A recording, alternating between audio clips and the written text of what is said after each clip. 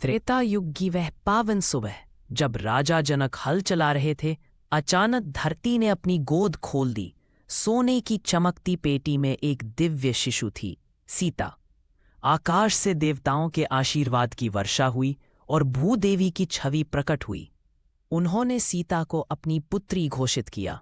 यह था धरती और सीता के अटूट बंधन का पहला पृष्ठ, जहां एक मां ने अपनी बेटी को संसार को सौंपा। मिथिला का स्वयंवर मंडप। भगवान शिव का धनुष तोड़ते हुए राम की विजय ने सबको चकित कर दिया।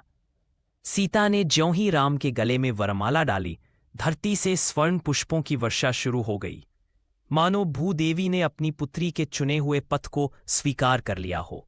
वह क्षण था जब प्रकृति ने स्वयं इस पवित्र मिलन को साक्षी बनाया। लंका में अग्निकुंड का भयानक दृश्य। समस्त असुर सभा के सामने सीता ने पवित्रता सिद्ध करनी थी। जैसे ही वह अग्नि में प्रवेश करी, स्वयं अग्निदेव ने उन्हें अछूता बचा लिया। परंतु पृष्ठभूमि में धरती हल्की कांप उठी, मानो भूदेवी अपनी पुत्री पर लगे इस संदेह से क्षुब्ध हो गई हो।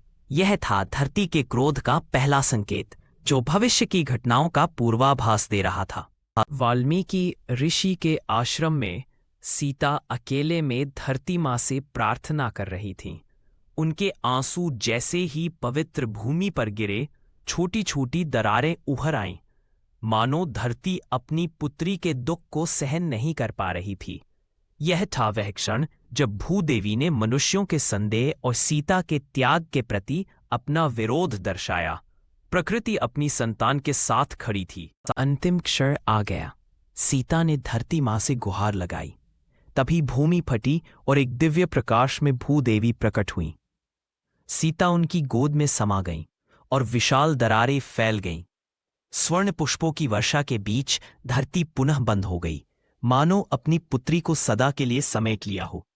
ये था माँ और बेटी का पुनर्मिलन, जहां मानव संदेह प्रकृति के प्रेम के आगे नगण्य सिद्ध हुआ।